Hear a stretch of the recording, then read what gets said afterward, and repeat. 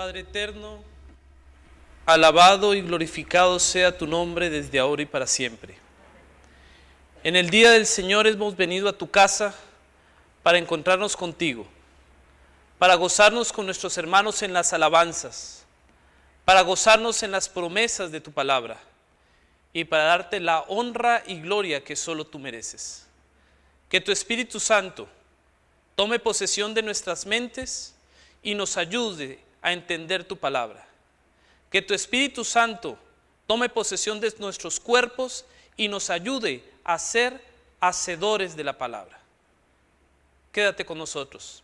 Te ofrecemos nuestras mentes y nuestros cuerpos en Cristo Jesús. Amén.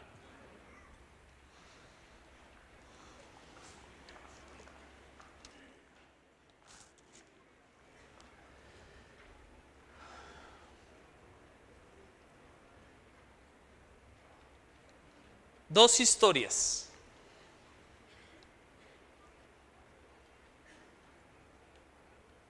La primera tiene que ver con encontrarse fuera de casa. Nací en un hogar donde mis padres ya eran adventistas cuando yo nací. Mis padres trabajaron toda su vida laboral para la iglesia y aún lo siguen haciendo. Así que para mí la iglesia, el evangelio, era un elemento común, normal, y hasta cierto punto en mi vida llegó a convertirse en algo no intrascendente, pero que no era impactante. Al ser hijo de un líder de iglesia, creces siendo el hijo de, y algunos se sonríen, entonces me entienden. Mi padre siempre fue el rector del colegio donde yo estudié. Gracias a Dios mi madre fue sabia y ella nunca aceptó el salón donde yo iba, cuando ella fue maestra de primaria. Siempre evitó el salón donde yo iba a estar presente. Pero un día me fui a colportar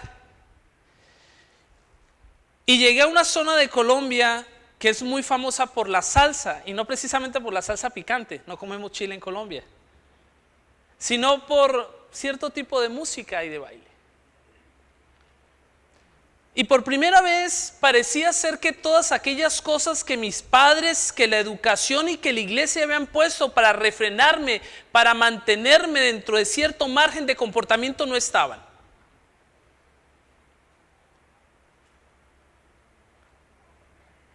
Llegamos a ofrecer a una empresa unas pláticas sobre vida familiar. Tendría yo unos 19 años, así que iba a hablar la voz de la esperanza, no de la experiencia, porque no tenía familia. Pero resulta que en aquella empresa no querían eso, querían un tema sobre relaciones interpersonales, porque había problemas de la planta administrativa con la gente que trabajaba en la planta de producción. Y como buen colportor, dijimos, claro que sí, nosotros le podemos dar las pláticas. No era la época del internet. No había internet. No estábamos cerca de la capital del estado donde estaba la agencia de publicaciones con los libros que quizás podemos usar. Pero dijimos, vamos a hacerlo.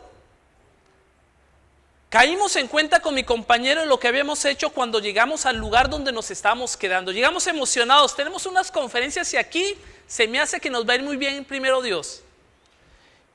Y mi amigo muy inteligentemente le dijo al gerente de la empresa, sí, claro que no, y podemos darle dos, solo que mi compañero va a dar la primera y yo doy la segunda. Y yo, sí.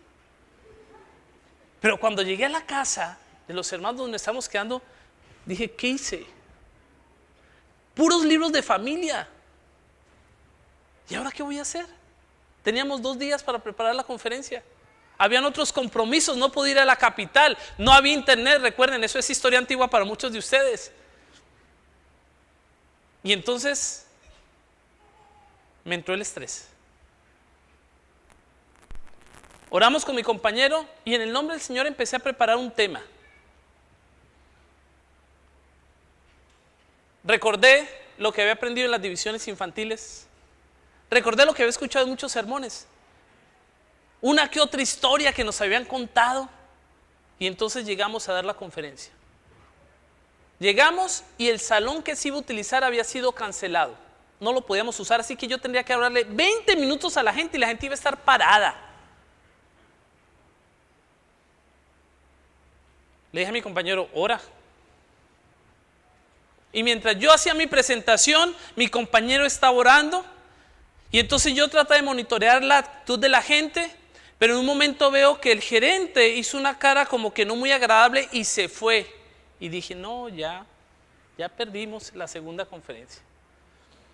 Terminamos la conferencia, se acerca la secretaria del gerente y nos dice, el gerente los espera ahorita en su oficina, por favor.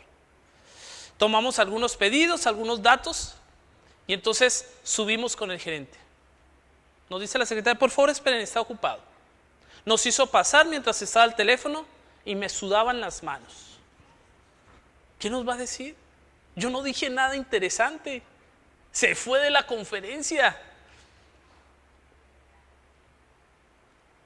Y entonces cuelga el teléfono, porque no era celular, era teléfono. Y nos dice, tenemos un problema. Ay, Señor, nos va a pedir que le devolvamos los viáticos de la segunda conferencia, porque hemos pedido viáticos por adelantado. Colportores, si van a pedir viáticos, pídanlos por adelantado. Y le dijimos, bueno, pues usted díganos, ¿cuál es el problema? ¿Cuándo es que se van? En 2 semanas. Ese es el problema. Quisiéramos tener 3 conferencias más con ustedes de las que nos van a dar. Y yo, ¿qué? ¿Ah? Sí. ¿Usted quiere 3 conferencias más? Sí. ¿De qué está hablando este señor? Pensé yo. Y entonces me di cuenta que lo que yo había aprendido en mi iglesia, lo que para mí parecía intrascendente, parecía algo normal, parecía algo cotidiano, tenía un significado especial para otros. A veces vemos el prado del vecino más verde, pero nuestros prados son ricos. Segunda historia. Y cuento mis historias para no meter en problemas a nadie. Podría contarla de otros, pero no quiero evidenciar a nadie. Estaba en Estados Unidos y íbamos a tener un campamento de bicicletas. Me prestaron una bicicleta y nos reunimos temprano en la mañana para aprender cómo reparar las cámaras de las bicicletas. Íbamos a ir al centro comercial a comprar los cascos y equipamiento de seguridad, pero pues el centro comercial lo abrían hasta las 11, así que se nos ocurrió ir a un lago cercano y empezar a practicar, porque pues iba a ser un campamento donde íbamos a estar cargando con nuestras mochilas y en bicicleta. Yo no vivía allí, así que me prestaron una bicicleta. Y me caí, me golpeé la cabeza. Antes no estaba tan feo, estaba menos feo. En Estados Unidos, un accidente en bicicleta. Para los que saben de medicina, tuve un Lefford 2, fractura de toda esta parte de aquí. Aquí perdí parte del cráneo. Lo primero que le dije a los muchachos, porque yo les sabía el curso de primeros auxilios, no me muevan y digan que no tengo seguro, porque no tengo. Llegó la ambulancia, me llevó al Baylor, uno de los mejores hospitales en Dallas, Texas. Fui operado. Fui atendido y no pagué un solo peso. La iglesia pagó por mí. Los hermanos pagaron por mí. Estaba trabajando. No podía trabajar. Los hermanos me dieron una ofrenda y me mantuvieron mientras yo no podía trabajar. Iglesia. ¿Qué es la iglesia? La iglesia no es solamente un edificio. La iglesia es un grupo de personas que reunidos en comunión, con una visión, con un propósito, compartiendo un espíritu, se ayudan, se aman. Esa es la iglesia. Y me gustan algunos textos de la Biblia que vamos a leer, que hacen referencia a cómo los apóstoles percibían la iglesia. Y voy a invitarles a que abran el libro de Hechos en el capítulo número 12, versículo 5.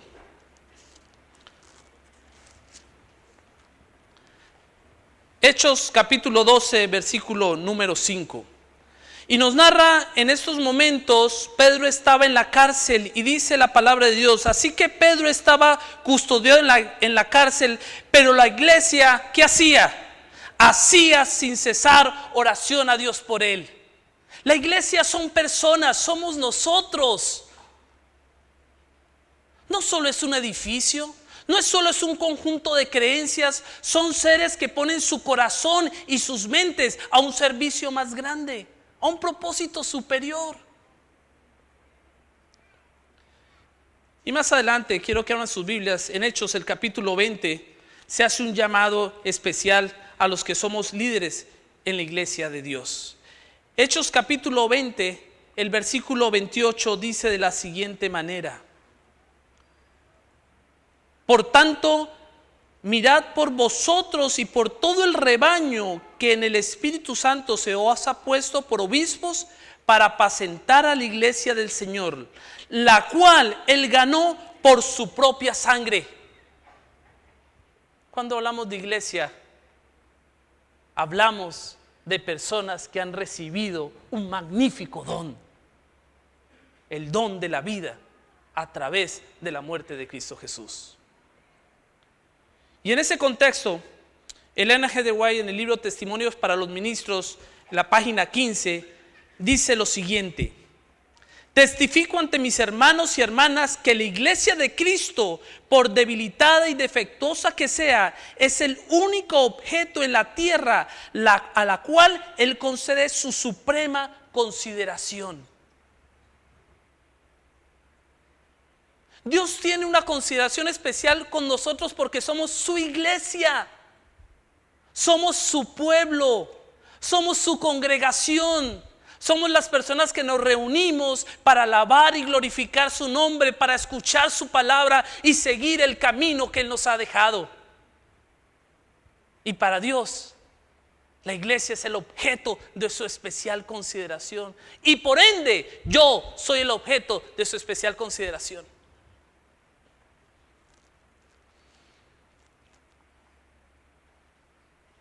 Haciendo referencia a Efesios 3:10 que dice: para que la multiforme sabiduría de Dios sea ahora dada a conocer por medio de la iglesia a los principados y potestades en los lugares celestiales. El comentario bíblico dice que el propósito de Dios es que la iglesia sea su testigo viviente de la sabiduría divina. Es decir, Dios me ama. Yo soy el objeto principal del cuidado de Dios porque soy parte de su iglesia. Pero ese beneficio, ese regalo que Dios me da, conlleva una responsabilidad. Demanda de mí que yo me convierta ¿qué? En su instrumento de testificación. Y lo interesante es que ese texto termina diciendo que es en relación a los lugares celestiales.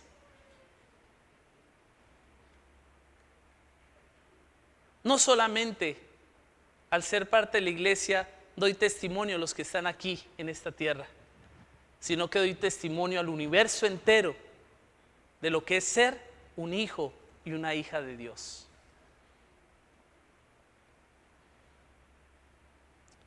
Pero quiero invitarlos a que vayamos a un texto que habla acerca de un elemento de la iglesia.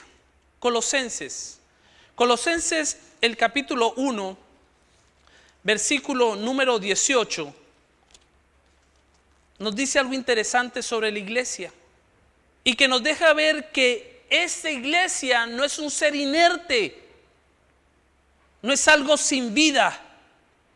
Colosenses 1:18.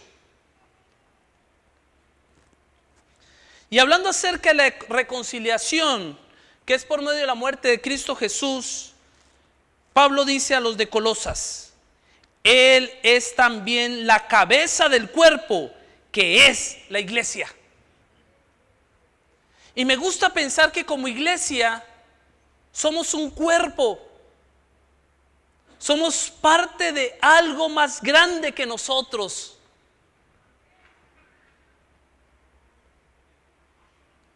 Y ser parte del cuerpo conlleva unidad y conlleva función. Conlleva unidad porque ningún miembro del cuerpo puede subsistir separado del cuerpo. Cuando se va a donar un órgano, los tiempos para que ese órgano sea tomado del paciente que lo dona para el paciente receptor son reducidos. Hay que tener mucho cuidado para que esos órganos se mantengan. Aquí hay doctores, pregúntenles. Porque separados del cuerpo, los órganos, los miembros no tienen vida en sí mismos. Pero también conlleva función. Requiere de nosotros que entendamos que al ser parte del cuerpo de Cristo, tenemos algo que hacer aquí. Tenemos una responsabilidad con la iglesia. La iglesia nos ha dado tanto. Nos da dirección. Nos da sentido de pertenencia. Nos da una familia a donde quiera que vayamos. Recuerdo la primera vez que fui a Estados Unidos. No sabía nada de inglés y me fui en autobús desde McAllen hasta Arlington, Texas. Y me fui en los autobuses americanos, no a hacer promoción de marcas, pero parecían lecheros. Y en una ciudad yo tenía que transbordar. Y resulta que el autobús se demoró un poco y cuando yo llegué, entre señas y eso, logré bajar mis maletas. Y cuando estoy esperando a ver dónde me toca, llego con una persona y le muestro mi boleto y me empieza a hablar y no le entendí. Y entonces me hace señas de que, y yo, ya se había ido el autobús. Me acerqué a la ventanilla y entre Spanglish, si es que podría hablarse de alguna manera, y entre señas le dejé saber a la persona mi preocupación. Ella, que medio hablaba español, me explicó que no, el autobús ya se había ido. ¿Y yo qué hago aquí? Fue traumático. Finalmente llegué con mi hermana y la abracé como hacía mucho tiempo no la abrazaba. Y entonces llegué a una casa, me levanté en la mañana y me asomé y no vi a nadie. Nadie en la calle. Todo el mundo en sus actividades, cultura diferente. Prendí la tele, no entendía nada. Yo me regreso. Pero llegó el sábado. Fuimos a la iglesia y entonces escuché los himnos que yo sabía. Escuché a las personas que alababan de la misma manera que yo a Dios y me sentí en casa. Si no hubiera sido por la iglesia adventista, yo no hubiera permanecido allí. Hermanos, la iglesia demanda de nosotros un compromiso. Porque es a través de la iglesia que nosotros recibimos la bendición de Dios. Es en su presencia, en su casa, en el día del Señor, donde el Señor tiene grandes bendiciones para nosotros. Por eso Pablo dice, no dejando de congregarnos como ¿qué? Como algunos tienen por costumbre. Porque somos parte del cuerpo de Cristo y necesitamos estar unidos al cuerpo de Cristo.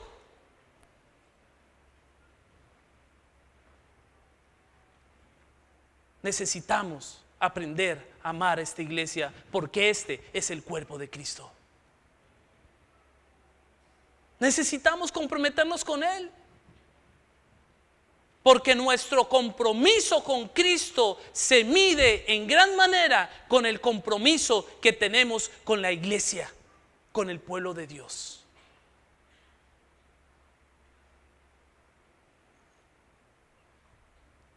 ¿Cuál es tu nivel de compromiso con Cristo? Debe ser directamente proporcional con tu compromiso con el cuerpo de Cristo. Porque es entre hermanos como crecemos.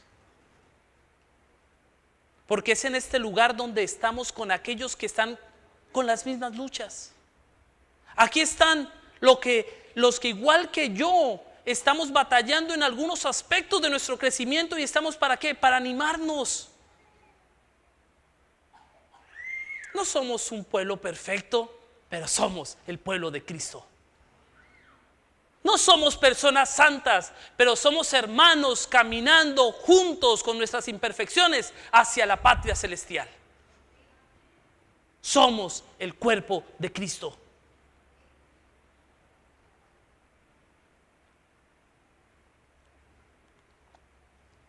Vayamos a la primera carta que escribió el apóstol Juan a la iglesia cristiana. Primera carta de Juan, capítulo 3, versículos 1 y 2. Porque si de alguna manera no nos toca el hecho de ser parte del cuerpo de Cristo, el tercer capítulo de la primera carta de Juan, los versículos 1 y 2, nos da otra perspectiva maravillosa de lo que significa ser parte de la iglesia. Dice así la palabra de Dios: mirad cuál amor nos ha dado el Padre para que seamos llamados como hijos de Dios. Por eso el mundo no nos conoce, porque no lo conoció a Él. Amados, ahora somos hijos de Dios y aún no se ha manifestado lo que hemos de ser, pero sabemos que cuando Él se manifieste seremos semejantes a Él, porque lo veremos tal como Él es. La iglesia no solamente es el cuerpo de Cristo, es la familia de Cristo. Yo soy hermano de Cristo porque Él decidió convertirme en su hermano. Somos la familia de Cristo. ¿Y qué pasa cuando alguien en tu familia se enferma? ¿Qué pasa cuando un ser querido tiene problemas financieros? ¿Qué pasa cuando un ser querido necesita alojamiento? Es mi familia. Mi casa es su casa. Mis recursos están para atender las necesidades de mi familia. Mi tiempo sirve para atender las necesidades de mi familia. Mi familia biológica no está aquí, pero tengo la familia que es mi familia, la familia de mi esposa. El miércoles nos dijeron: Milquita, nuestra hija la menor, tiene varicela. Mi esposa trabaja. Y aunque algunos dicen que no, los capellanes sí trabajamos. ¿Qué hacemos? No, la guardería no la reciben. Mi cuñada iba a venir estos días porque queríamos celebrarle el cumpleaños a la niña el domingo. Y entonces le dije a mi esposa: pues háblale a Raquelito y coméntale que todas maneras se venga, no va a haber fiesta, pero a ver si nos echa la mano. Esa misma noche mi suegra y mi cuñada se vinieron para ayudarnos, porque somos familia, porque nos amamos. Y aquí los que estamos somos la familia de Cristo. ¿Dónde estamos colocando nuestro corazón? Si lo ponemos en Cristo Jesús, si Cristo Jesús nos ha dado todo, démoselo a Él. Pero cuando le damos nuestro corazón a Cristo, también se lo estamos dando a la familia de Dios. Los que nos hemos casado no solo tenemos una familia biológica, tenemos una familia extendida a través de la familia de ¿qué? De nuestro cónyuge. Son nuestra familia, porque amamos a esa persona que es miembro de esa familia. Y si tú amas a Cristo, debes amar a la iglesia de Cristo, porque esta es la familia de Dios y necesitamos comprometernos con ella. A veces no es fácil. Como todos tenemos problemas, tenemos intereses, tenemos nuestras propias preocupaciones. Pero si a nuestros seres queridos estamos dispuestos a dedicarles tiempo, recursos y esfuerzos para que estén bien, lo mismo deberíamos hacer con la iglesia de Cristo. El derramamiento del Espíritu Santo no llegó después de que los discípulos entendieron a qué había venido Cristo. El derramamiento del Espíritu Santo no vino cuando Jesús aún estaba con sus discípulos. Jesús se fue al cielo Y sus discípulos quedaron, y dice Hechos que el derramamiento del Espíritu Santo vino cuando ellos estaban unánimes y juntos.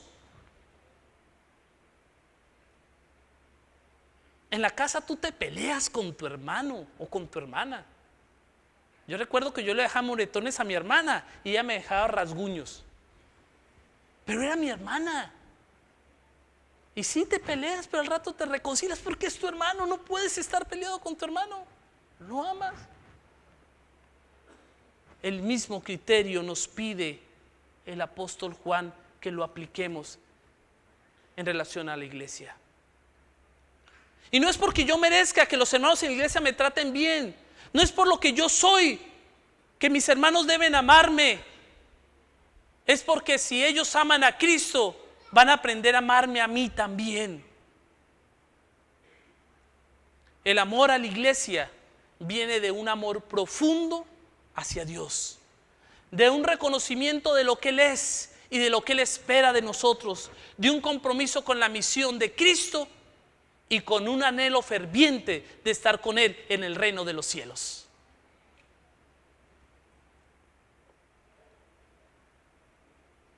No sé qué libro es, porque solo tengo la imagen. Pero en la Biblioteca Nacional en Bogotá, Colombia, hay un escrito que fue por allá hecho en 1831 y tiene una descripción de la iglesia. Dice así: la iglesia en el mundo ha sido como la nave en el mar, que sin poder zozobrar 1000 borrascas ha sufrido. Si ahora más enfurecido por todas partes la atacan, su fuerza contra ella es flaca. Todo el mundo al fin inerte no es más que Jesús despierte y la borrascosa lucha se aplacará.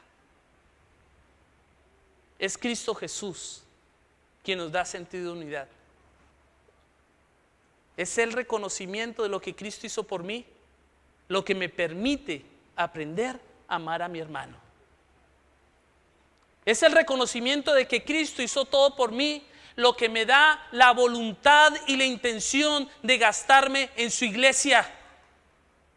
Porque al hacerlo aceleraré ese momento precioso cuando esta familia separada por el pecado se volverá a unir para no volverse a separar jamás.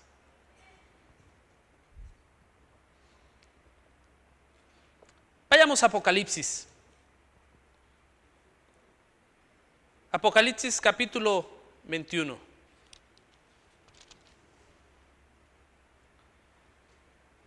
Versículo del 1 al 4. Entonces vi un cielo nuevo y una tierra nueva, porque el primer cielo y la primera tierra habían pasado y el mar ya no existía más. Y yo, Juan, vi la santa ciudad, la nueva Jerusalén, descender del cielo de parte de Dios, ataviada como una esposa hermoseada para su esposo. Y oí una gran voz del cielo que decía: el tabernáculo de Dios está ahora con los hombres. Él morará con ellos, ellos serán su pueblo y Dios mismo estará con ellos como su Dios. Enjugará a Dios toda lágrima de los ojos de ellos y ya no habrá más muerte, ni habrá más llanto, ni clamor, ni dolor, porque las primeras cosas ya pasaron. Si amas a Dios, ama a esta iglesia. Si estás dispuesto a sacrificar cosas para Cristo, empieza por hacer sacrificios por esta iglesia. Porque es reconociendo lo que Cristo hizo por nosotros lo que nos habilitará para servirle como Él lo merece. Durante la época de la esclavitud en Estados Unidos, un señor se encontraba en su hacienda, un terrateniente, y quizás sin mucho que hacer decidió pedirle a su cochero que lo llevara una vuelta al poblado cercano. Mientras paseaban por las calles, alcanzó a escuchar que cerca de la plaza principal se estaba llevando a cabo un evento, había mucha gente congregada. Se acercaron y encontraron que era una venta de esclavos. Se detuvieron y aquel hombre empezó a ver la puja que se hacían por aquellos hombres. Y mientras observaban, en un momento el que estaba dirigiendo la puja hizo pasar a un hombre ya grande, un hombre que se veía viejo, cansado. Y entonces, con palabras no muy agradables, empezó a decir que ahí estaba ese hombre, que no valía mucho, pero que algo podía hacer en la casa, y quién le daba unos $3 por él. Nadie ofrecía nada. $2 por él. Pues, nadie ofrecía nada. Y entonces el hombre dijo: yo doy $1,000. Pues, ¿quién es el borracho? ¿Cuánto? $1,000. Rápido lo vendió. La gente dice: ¿qué le pasa a este tipo? Está loco. Ni por un buen esclavo se paga esa cantidad. El hombre fue, pagó la cantidad, tomó al esclavo, lo llevó, pidió que le quitaran los grilletes. Y entonces lo sube a su coche y le dice: mira, este es mi coche y ahora también va a ser tu coche. Y entonces aquel hombre le dice: sí, señor, pero yo no le voy a servir. Estaba enojado. Empezaron el regreso a casa. Cuando se estaban acercando a la casa de aquel hombre, entraron a sus propiedades y le dijo: mira, todo este campo es mi campo, todo lo que ves aquí es mío y ahora también es tuyo. Y aquel hombre que había sido maltratado toda su vida dijo: sí, señor, pero yo no le voy a servir. Llegaron a una casa hermosa, le mostró la casa y le mostró un hermoso cuarto y le dijo: mira, esta es mi casa y ahora también es tu casa y ahora es tu cuarto. Sí, señor, pero yo no le voy a servir. Y entonces aquel hombre se enojó. Y entonces le dije: mira, yo no te compré porque yo crea que tú me sirvas para algo. Yo no te compré porque crea que tú puedas ayudarme o acrecentar mi fortuna. Yo te compré porque quiero hacer de tus últimos días algo digno. Quiero tratarte como nadie te ha tratado. Pero si no quieres ser libre, ahí está la puerta, te puedes ir. Y aquel hombre, confundido con aquellas palabras, solo atinó a agachar la cabeza y le dijo: sí, señor, yo te voy a servir. Si reconoces lo que Cristo hizo por ti, inclina la cabeza y dile: sí, señor, yo te serviré en tu casa, porque este es el cuerpo de Cristo. Esta es la familia de Dios y será juntos los que llegaremos al reino de la patria celestial.